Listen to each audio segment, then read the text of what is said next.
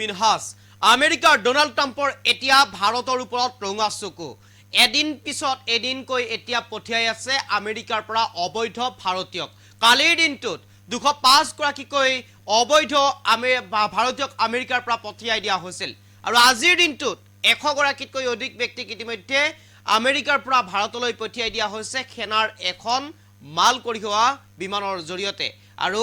এক প্ৰকাৰ ভাৰতীয় লোকৰ ওপৰত ভাৰতৰ ওপৰত ৰঙা চকু এতিয়া ডোনাল্ড ট্ৰাম্পৰ এফালৰ পৰা অবৈধ ভাৰতীয়ক পঠিয়াই আছে আমেৰিকাৰ পৰা ভাৰতলৈ এই মুহূৰ্তত সবিশেষ লৰিবৰ কাৰণে চেষ্টা কৰিছো ইতিমধ্যে ভাৰতৰ বিৰুদ্ধে কঠোৰ আমেৰিকা কঠোৰ হৈছে এতিয়া ভাৰতৰ বিৰুদ্ধে আমেৰিকাত থকা অবৈধ ভাৰতীয় পঠিয়াই দিলে ট্ৰাম্পে কথামতে ব্যৱস্থা ললে আমেৰিকাৰ ৰাষ্ট্ৰপতি গৰাকীয়ে আৰু কথামতে ব্যৱস্থা গ্ৰহণ কৰিছে আমেৰিকাৰ ৰাষ্ট্ৰপতি গৰাকীয়ে বিমান যোগে ভাৰতলৈ পঠিয়াই দিলে আমেৰিকাৰ পৰা এখন সেনাৰ বিমানেৰে কালি ভাৰতলৈ পঠিয়াই দিছিল কেইবা গৰাকী আমেৰিকাত থকা অবৈধ ভাৰতীয়ক আৰু 205 জন অবৈধ ভাৰতীয়ক ভাৰতলৈ পঠিয়াই দিছিল কালি আমেৰিকাই আজি পুনৰ পঠিয়াই দিলে 100 গৰাকী অবৈধ ভাৰতীয়ক আজি পুনৰ 100 গৰাকী অবৈধ ভাৰতীয়ক পঠিয়াই দিলে আমেৰিকাৰ পৰা সৰ্বমুঠ 18000 অবৈধ ভাৰতীয় আমেৰিকাত থকাৰ দাবী কৰিছিল ট্ৰাম্পে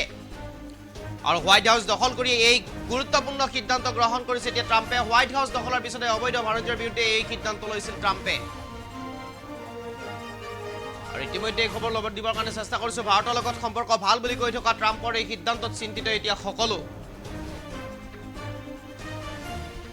এই মুহূৰ্তত সবিশেষ লৰিবৰ কাৰণে চেষ্টা কৰিছো আজি পুনৰ ভাৰতীয় অবৈধ ভাৰতীয়ক পঠিয়াই দিলে আমেৰিকাৰ পৰা আমেৰিকাত থকা অবৈধ 18000 ভাৰতীয়ৰ ওপৰত ৰঙা চকু এতিয়া ডোনাল্ড ট্ৰাম্পৰ হোৱাইট হাউস দখল কৰি ডোনাল্ড ট্ৰাম্পে লৈছে এটা গুৰুত্বপূৰ্ণ সিদ্ধান্ত আৰু ইতিমধ্যে